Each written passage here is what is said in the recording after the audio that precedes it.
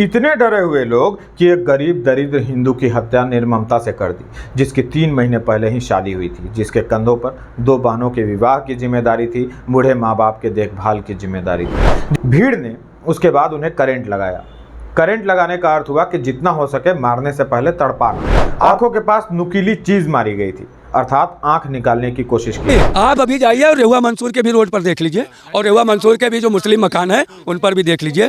तो अगर रेहुआ मंसूर के व्यक्ति को झंडा ही उतारना था तो मूर्तियां यहीं से निकली है, तो सबसे पहले वो अपने गांव के मुस्लिम का झंडा उतारते। जिसे यह बात बुरी लगी कि उनके सामने कोई उसकी दुर्गा माता को, जिसकी उन्होंने 9 दिनों तक श्रद्धा से पूजा की, उनको विदा करते हुए उन पर हमला कर देता है, मूर्ति खंडित कर देता है। अब यह घटना कोई हिंदू अपने सामने होते देखे तो वह क्या करेगा? आप जिस औरत को देवी बताते हो उसी के साथ रेप करते हो। और इस टिप्पणी की सजा क्या है फिर? जवाब है कुछ नहीं। या फिर किसी टीवी डिबेट में करोड़ों हिंदुओं के सामने बैठकर फिर ऐसी ही बात करेगा। नमस्कार, मैं हूं राजन झा और एक बार फिर से स्वागत है आपका हमारे नए वीडियो में। मां दुर्गा के प्रतिमा विसर्जन को लेकर बहराइच में जो बवाल हुआ उसी पर बात करेंगे। बात करना इसलिए ज़रूरी है कि इस बवाल में मुस्लिमों ने जिस राम गोपाल मिश्रा की हत्या कर दी थी, उनकी पोस्टमार्टम रिपोर्ट सामने आ गई है। डिटेल रिपोर्ट तो नहीं आई, पर रिपोर्ट की जो मुख्य बातें हैं वह सामने आई हैं। आप में से अनेक लोगों को इसके बारे में जानकारी मिल भी चुकी होगी, और उसमें है कि अब्दुल हमीद और उसके साथ के मुस्लिमों ने राम गोपाल मिश्रा को गोली मारी, जो भरुआ गोली थी, जिसमें से छर्रे निकलते हैं और उससे इंसान घायल हो जाता है और कई मामलों में मौत भी हो सकती है। भीड़ ने उसके बाद उन्हें करंट लगाया। करंट लगाने का अर्थ हुआ कि जितना हो सके मारने से पहले तड़पाना और प्रताड़ित करना। उसके बाद पैर के नाखून उखाड़े और साथ में ही धारदार हथियार से हाथ और पैर और शरीर के अन्य हिस्सों पर हमला किया। आंखों के पास नुकीली चीज मारी गई थी, अर्थात आंख निकालने की कोशिश की गई। सिर पर भारी रड या वस्तु से वार किया गया। इस तरह रिपोर्ट कहता है कि करंट लगाने के कारण राम गोपाल मिश्रा को ब्रेन हैमरेज हो गया था। बर्बरता के कारण उनका खून भी बहा था और इन्हीं 2 कारणों से राम गोपाल मिश्रा की मौत हुई। मेरी जानकारी में जो तथ्य आए हैं उसके हिसाब से 25-30 के करीब छर्रे लगने के कारण अत्यधिक रक्तस्राव हुआ है और उस कारण उस व्यक्ति की मृत्यु हुई है। और चोटों के निशान जो बाईं आंख के ऊपर एक किसी कुंद चीज से लगने के कारण फटा हुआ चोट है, और पैर के दोनों अंगूठों में चोट है।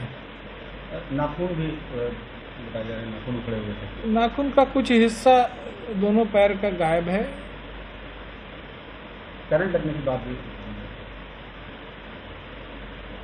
संभवतः उसके बारे में डिटेल में वो बता पाएंगे जिस टीम ने पीएम किया है, लेकिन ऐसा हो सकता है। तो अब यह थ्योरी कि हरा झंडा निकालने के कारण राम गोपाल को मारा गया, यह तो फेल हो गई। पहले आप यह बाइट सुन लीजिए। तो लखनऊ से होते हुए आए, पूरे रास्ते में हरे झंडे लगे हुए हैं। नहीं, आप अभी जाइए और रेहुआ मंसूर के भी रोड पर देख लीजिए, और रेहुआ मंसूर के भी जो मुस्लिम मकान है उन पर भी देख लीजिए। तो अगर रेहुआ मंसूर के व्यक्ति को झंडा ही उतारना था तो मूर्तियां यहीं से निकली है, तो सबसे पहले वो अपने गांव के मुस्लिम का झंडा उतारते। महाराजगंज के मुस्लिम का झंडा उतारने की क्या जरूरत? फिर झंडा उसके पहले भी और मकानों पर लगे थे और उसके आगे भी मकानों पे लगे थे।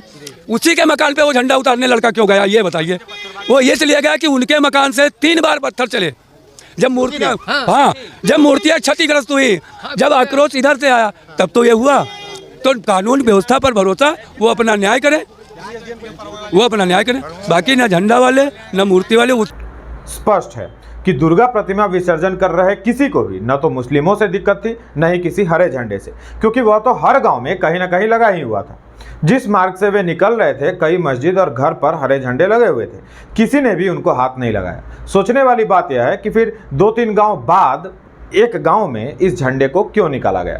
कारण यह था कि इस गांव के इस घर से दुर्गा प्रतिमा पर पत्थर बरसाए जा रहे थे।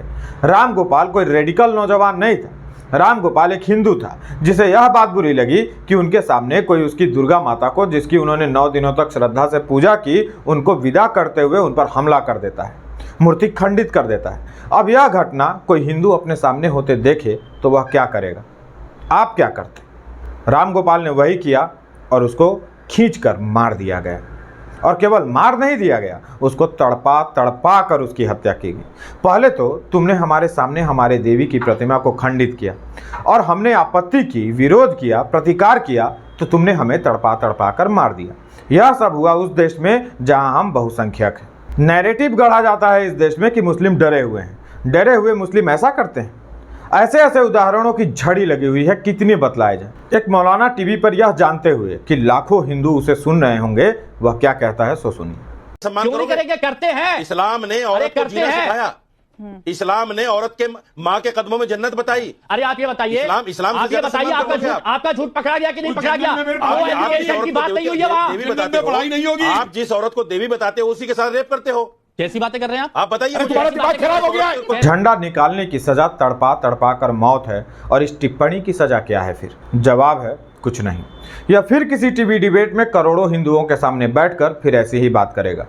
डरे हुए लोग हैं ये, इतने डरे हुए लोग कि एक गरीब दरिद्र हिंदू की हत्या निर्ममता से कर दी, जिसकी 3 महीने पहले ही शादी हुई थी, जिसके कंधों पर 2 बहनों के विवाह की जिम्मेदारी थी, बूढ़े माँ बाप के देखभाल की जिम्मेदारी थी, जिसे अपना जर्जर घर बनवाना था, जिसे अभी अपनी अनेक जिम्मेदारियां निभानी थी, उसे इन्होंने मार दिया। और यह मत सोचिए कि झंडा निकालने के कारण राम गोपाल को मारा गया। वो घर की छत पर पत्थर, टायर, बोतल, बंदूक सब लेकर तैयार बैठे थे। कोई राम गोपाल हो या कोई श्यामलाल हो या कोई और, उनको इससे फर्क ही नहीं पड़ता। अभी झंडा निकालने की बात कर रहे हैं। झंडा नहीं निकलता तो कहते डीजे ज़्यादा आवाज़ में बजा रहे थे, या कहते जबरन अबीर लगा दिया किसी मुस्लिम को, या कहते कि कहासुनी हो गई, महिलाओं को छेड़ रहे थे। अरे जाओ, इस तरह ये नैरेटिव बनाते हैं।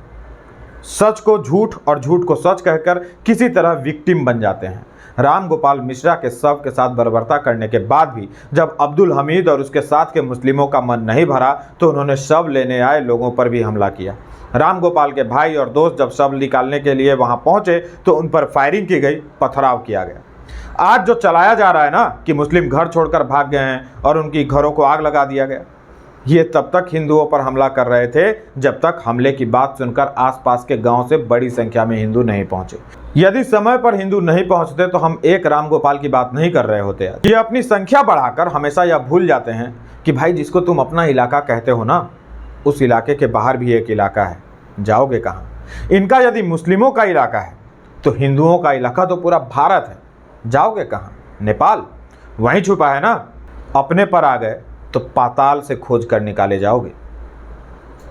मित्रों, मीडिया रिपोर्टों में दावा है कि मुख्य आरोपित अब्दुल हमीद और उसका परिवार भागकर अब नेपाल चला गया है। ऑफ इंडिया की रिपोर्ट में यह बतलाया गया है कि अब्दुल हमीद का एक बेटा नेपाल में ही रहता है और वह भी अपराधी है। सूचना मिली है कि अब्दुल हमीद और उसका परिवार नेपाल के रिश्तेदार के यहाँ शरण लेकर बैठा हुआ है। सीएम योगी और भारत सरकार को नेपाल से बात कर उन्हें उठवा लेना चाहिए, फिर सीन रिक्रिएट भी करना चाहिए। आज के लिए इतना ही, जल्द मिलेंगे नए वीडियो के साथ। तब तक अपना ध्यान रखिए। जुड़ने के लिए आप सभी का बहुत बहुत आभार, धन्यवाद।